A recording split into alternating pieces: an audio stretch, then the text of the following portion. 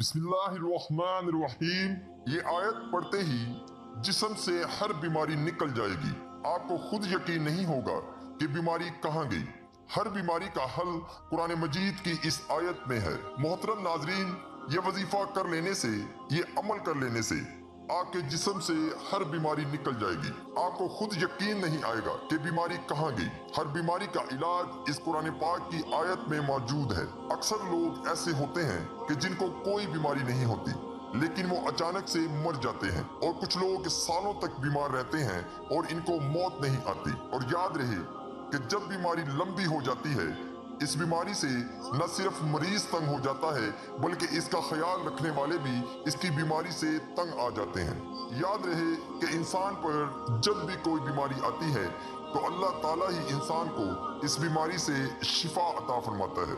बाज़ औक़ात शिफा किसी ज़ाहिरी सबब से हासिल होती है, और बाज़ औक़ात बगैर सबब ही बीमार शिफा याब हो जाता है। लेकिन ये बात याद रखने की है कि शिफा तो अल्लाह ताला ही देता है। अल्लाह के अलावा वो कौन है जो शिफा दे सके। और इस चीज को अल्लाह ताला ने कुरान पाक में इस तरह बयान फरमाया है, जिसका तर्जुमा है, और जब मैं बीमार पड़ता हूँ तो अल्लाह मुझे शिफा बख्शता है।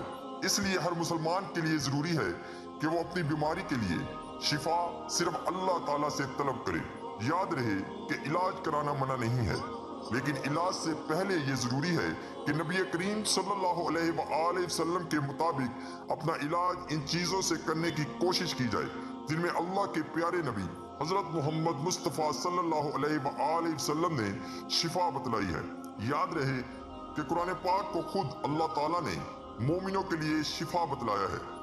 यूं फरमाया कि हमने इस कुरान को मोमिनों के लिए शिफा और रहमत बनाकर उतारा है। लेकिन अफसोस कि हम लोग कुरान पाक से दूर हो चुके हैं। आज की वीडियो में आपको कुरान पाक ही से ऐसा वजीफा बताने जा रहा हूँ कि जिस वजीफे की बरकत से आपके जिस्म के अंदर कोई बीमारी नहीं रहेगी। हर तरह की बीमारी से आपको निजात मिलेगी। ये अमल बहुत ही प्यारा अमल है, जो कि कुरानी अमल है। इस अमल से अपनी बीमारियों का इलाज भी करें और अपने मरीजों का इलाज भी इस अमल से करें। ये अमल कुरान पाक की किस आयत का है, इस अमल को आपने कैसे करना है, हम आपको बताएंगे। बीमारी की सूरत में सबसे पहले जो काम मुसलमान को करना चाहिए वो है रजूए इलाही। यानी जैसे ही बीमारी का सामना हो तो 2 रकात नमाज सलातुल हजत पढ़कर अल्लाह ताला से दुआ मांगे और अपने लिए शिफा तलब करे। इंशाअल्लाह इस अमल से अल्लाह अपने बंदे को शिफा देगा। अगर शिफा नहीं होती तो फिर सदका करे, क्योंकि अचानक से ये बात साबित है कि अल्लाह ताला सदके से परेशानियों और मुसीबतों को दूर फरमाता है। और फिर भी शिफा नहीं होती तो मौलिज के पास जाइए। इसके अलावा हदीस में और भी तालीमात मिलती हैं जो कि बीमार की शिफा के लिए बतलाई गई हैं। मसलन शहद का इस्तेमाल करना, आब जमजम वगैरह इस्तेमाल करना। इलाज के साथ साथ अपने लिए अल्लाह ताला से दुआ के जरिए शिफा तलब करनी चाहिए। याद रहे कि वो ताकत जो अल्लाह ताला ने कुरान पाक में रखी है और आप सल्लल्लाहु अलैहि वसल्लम की जुबान मुबारक से निकले हुए अल्फाज में रखी है।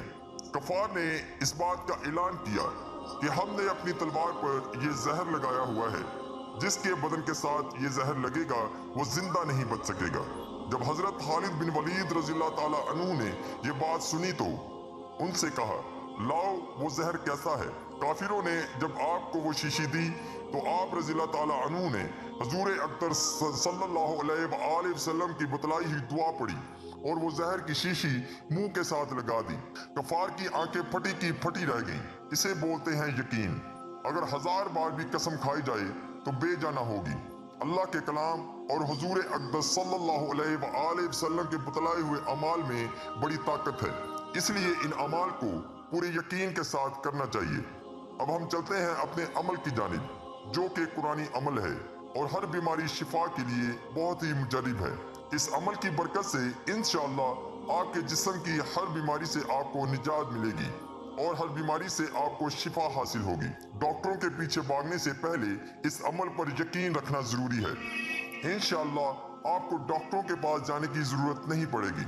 इस आयत में ऐसी ताकत है कि जिससे हर बीमारी अल्लाह के हुक्म से खत्म हो जाएगी। ये आयत जिसका हम आपके लिए अमल लेकर आए हैं, ये आयत सूरह इनाम की आयत नंबर 17 है। इस आयत को गौर से सुन लीजिए। बिस्मिल्लाहिर्रहमानिर्रहीम। वइन यमसस्कल्लाहु बिदुर्रिन फला काशिफा लहू इल्ला हुवा वइन यमसस्का बिखैरिन फहुवा अला कुल्लि शैइन कदीर। और अगर अल्लाह तुझे कोई तकलीफ पहुंचाए तो इसके सिवा और कोई दूर करने वाला नहीं, और अगर तुझे कोई बुलाई पहुंचाए तो वो हर चीज पर कादिर है। इस आयत का ये अमल ऐसा मुजरब अमल है कि जिससे आपकी इंशाअल्लाह हर बीमारी दूर हो जाएगी। इस अमल का तरीका ये है कि आपने इस आयत को सुबह के वक्त 21 मरतबा पढ़कर मरीज के ऊपर दम कर देना है। अगर मरीज खुद पढ़कर अपने ऊपर दम करे तो ज्यादा बेहतर है, वरना कोई भी इस आयत को पढ़कर मरीज के ऊपर दम कर सकता है। और इसी आयत को आपने 41 मरतबा शाम के वक्त भी पढ़ना है और मरीज पर दम कर देना है। इस अमल को शुरू करने के बाद आप मुलाहिजा करेंगे कि मरीज की हालत बेहतर होना शुरू हो जाएगी और इंशाअल्लाह आहिस्ता आहिस्ता आपके मरीज की बीमारी खत्म होने लगेगी। बस इस अमल को आपने पूरे यकीन के साथ करना है और अल्लाह की जात पर मुकम्मल भरोसा करना है। आपके जिस्म से हर बीमारी को दूर फरमाएगा।